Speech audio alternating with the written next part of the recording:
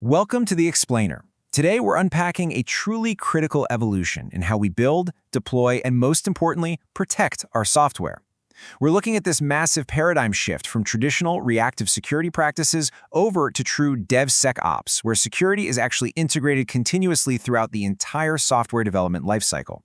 We're going to trace this journey from the highest level global frameworks all the way down to the micro-level tools operating right inside a developer's laptop. It's going to be a great one. Okay, let's dive into this. Here's our roadmap for today. We'll kick things off with the DevSecOps paradigm shift, then look at blueprints for secure software. From there, we'll see how teams are embedding security in code, decode the alphabet soup of AppSec, and wrap it all up with the incident response lifecycle. Section 1. The DevSecOps paradigm shift. Moving beyond bolted-on security. To understand where we're going, we really have to look at why the old way of doing things is fundamentally clashing with modern software velocity. So I want you to consider this for a moment. Why exactly does legacy security slow down modern DevOps? Organizations are rushing to embrace Agile and DevOps to get these super rapid release cycles, right? Moving from deploying software in months down to days or even hours. But legacy application security models, they relegate security to the absolute final stage of development. You end up with this massive tool swamp where complex configurations generate a ton of friction, literally turning security into a barricade that delays releases. Well, the solution requires a total structural shift. We have to move from point-in-time security over to continuous security. Point-in-time is that old reactive waterfall style method. It's bolted on at the very end of the software development lifecycle, or SDLC, and it creates a massive bottleneck right before deployment. Continuous security, however, is built directly into the workflow. It's automated, it's real-time, and it relies on software instrumentation. By embedding security inside the actual process, teams don't have to stop and wait for a gatekeeper to grant permission. Let's move to Section 2 and see how this builds. Blueprints for secure software, the mandates and models driving change.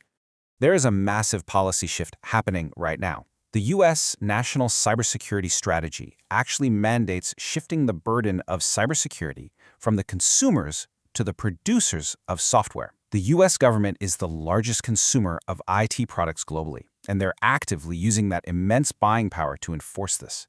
If vendors want federal contracts, they are increasingly required to formally attest that their software is developed using secure, established frameworks. So this isn't just a polite suggestion anymore, it's becoming a strict contractual obligation. So the crucial point is how we actually meet those obligations. That's where NIST 800-18, or the Secure Software Development Framework, comes in.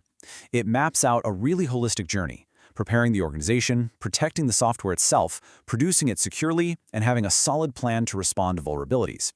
The main thing you should take away from this is that NIST doesn't just hand you a rigid regulatory checklist of specific tools you must go by.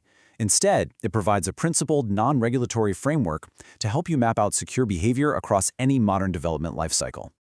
Alongside NIST, we also have the OWASP SAM version 2 maturity model, which tracks 5 core business functions. This goes from governance and design all the way through implementation, verification, and operations. The sheer brilliance of this model is that it's entirely development paradigm agnostic.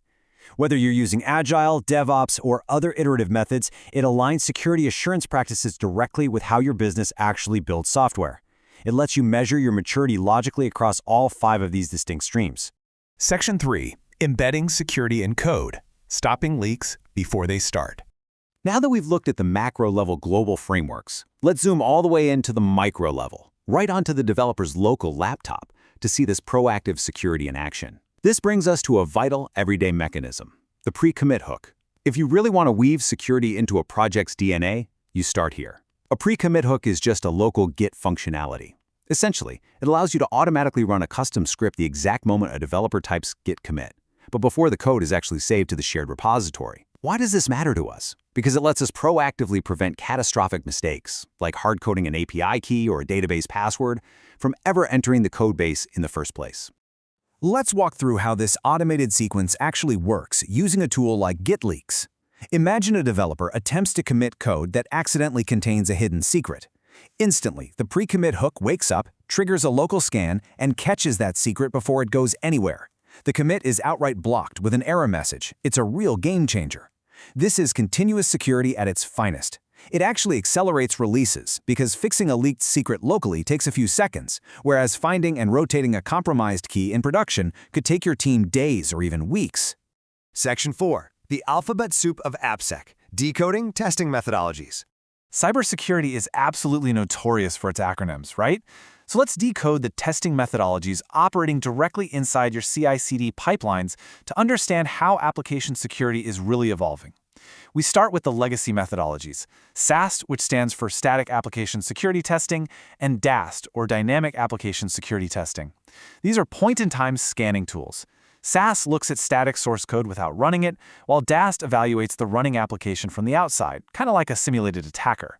The problem here, because they operate from the outside in and rely heavily on generic security signatures, they generate a massive volume of false positives. Imagine a developer wasting up to 3 hours chasing down a single false alert, time that absolutely should be spent writing new features. To solve this headache, the industry moved to IAST, Interactive Application Security Testing, and RASP, Runtime Application Self-Protection. These represent a fundamentally different model. Instead of scanning from the outside, they use embedded security instrumentation. They literally place sensors and agents directly inside the software itself. This means they operate from the inside out. They continuously monitor data flow and runtime execution context in real time. Because they actually see exactly what the application is doing internally, false positives are virtually eliminated. And this brilliantly illustrates why the paradigm shift to inside-out instrumentation is so necessary. Legacy SAST and DAST are plagued by high false positives and point-in-time constraints because they are fundamentally outside-in. ISD and RASP eliminate those false positives through continuous inside-out monitoring. It's essentially the difference between inspecting a house from the street with a pair of binoculars versus actually having smart sensors installed in every single room. Now there is one more critical piece of the AppSec puzzle, and it's driven by this staggering number, 90%. An estimated 90% of modern applications are built utilizing open source code. Think about that. We aren't just writing code anymore. We're assembling it from thousands of third-party dependencies. To put that into perspective, this creates a massive need for SCA, or Software Composition Analysis, to track all these dependencies in a software bill of materials. Because, as we know, a single outdated open-source library with a known vulnerability can compromise the entire application. Section 5. The Incident Response Lifecycle. Reacting when things go wrong. We've talked a lot about proactive testing, but let's be real. Zero-day vulnerabilities and human errors are going to happen. We need to know how to react enterprise-wide when things go south. Effective incident management requires highly structured stages. It begins long before a breach with preparation, setting up your traces, logs, monitoring, and on-call schedules. When something does happen, you move into immediate detection and analysis, instantly assessing the scope of the breach and establishing an incident record. Then comes the critical recovery phase. In the total chaos of a major outage or breach, every decision routes through the incident commander. They are the central point of communication, coordinating with subject matter experts to diagnose and deploy a fix. Finally, it culminates in post-incident learning, where you analyze the root cause so the organization actually evolves and prevents it from happening all over again. So, what does this all mean for us? I want to leave you with this final, somewhat provocative thought to evaluate your own organization's security posture. Are you still just bolting security onto your software at the end of the line, or are you actively weaving it into its very DNA? From high-level NIST frameworks down to local Git pre-commit hooks, true DevSecOps is about making security an inherent, continuous part of the development culture. Thank you so much for joining me on this explainer. Keep learning, keep structuring your knowledge, and I'll see you in the next one.